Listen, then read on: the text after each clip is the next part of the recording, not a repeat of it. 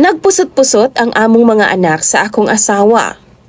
Tungod kay di gid siya makamao mo kontrol pag abot sa kama. Maayong adlaw kanimo DJ Sam, ingon man sa imuhang libuan ka mga viewers ug followers. Palihog ayaw lang i-mention ang akong pangalan. Pero taga Katarman kamigin ko. Ang akong problema mahitungod ni sa akong kaipon nga babay nga nakahatag na ako og dako nga problema. Tungod kay sa 7 na mo katuig nga panag-uban. 7 na pod kabuok ang among mga anak. Og karon, buntis na pod siya 4 ka buwan na sa ika-8 na pod namo. Na problema na gyud kaayo ko DJ Sam. Tungod kay ako ang trabaho usa lang ko ka mananagat. Ambot ba? Ning akong tabadidoy oy or pungango, dali raman pod kaayo mo tuskig.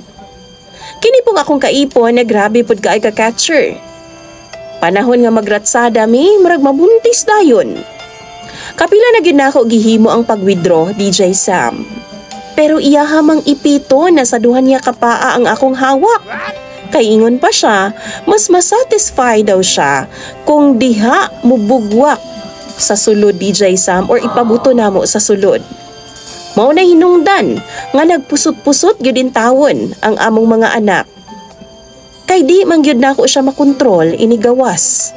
Inigabot sa climax, iyaha man yung labnuton ang akong buhok DJ Sam. Mao gani intawon ning akong ulo nga naupaw na intawon, wa nay buhok. Kay mao man iyahang labnuton kung ugaling man naa nami sa climax. Nireklamo na gani ko sa iyaha DJ Sam nga pwede ba di niya gunitan ang akong buhok. Iyahang gituman. Di na niya labnuton ang akong buhok. Apan karon kung mag-arangkada mi, sa talinga naman pud niya gunitan DJ Sam. Ug nabalaka kaayo ko. Kay kung mulantaw ko sa salamin, medyo nitangkag na intawon ng akong dalungga na sa tuo nga bahin. Ni aksyon naghubag DJ Sam. Grabe gid kaayo siya makapanghawid kung mugawas ng iyang gana DJ Sam. Gawas ani, makaya raman pag-antos. Bahala ga nga laknit na ni akong buhok or nitangkag na ang akong dalunggan DJ Sam. Unsaon man, ingon ani namang gid siya.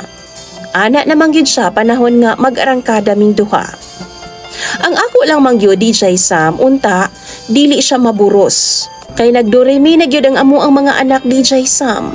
Pusot-pusot na gyud. Og nabalaka kaayo ko tinghalig madungagan og mudaghan pa ni sila.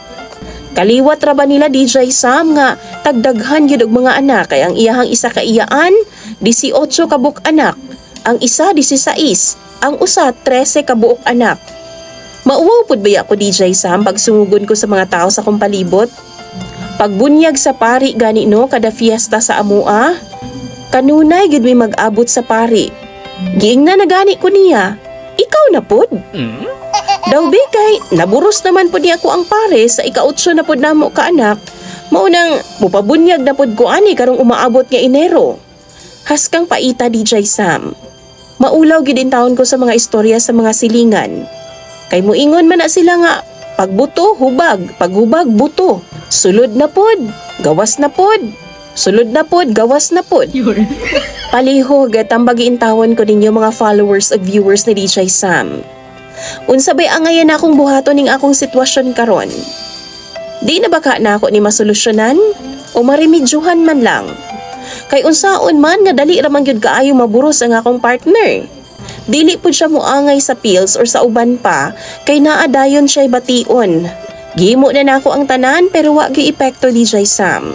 Ako na lang gani unta ang mag-adjust, ako na lang i-withdraw. Ipiton man pud hinuon niya. Naagani ka isa nga nagbinirahay mi sa banyo. Ako ana untang gihulbot kay hapit na gani mo gawas. Iyaha naman noong giduot ang akong sampot DJ Sam. Kay di lagi niya ipaibot. Nada ingon ana nga klase nga babae DJ Sam nga di maguna-huna kung maburos ba siya di. Daghan na kayo mig anak. Mao nang mangay na lang kog tambag sa inyo ha. Intawon, pag-comment mo sa comment section. Tawagan na lang na ikog alias Romeo. Daghan kayong salamat o galing man mabasa ni nimo ang akong problema DJ Sam. God bless sa imong programa.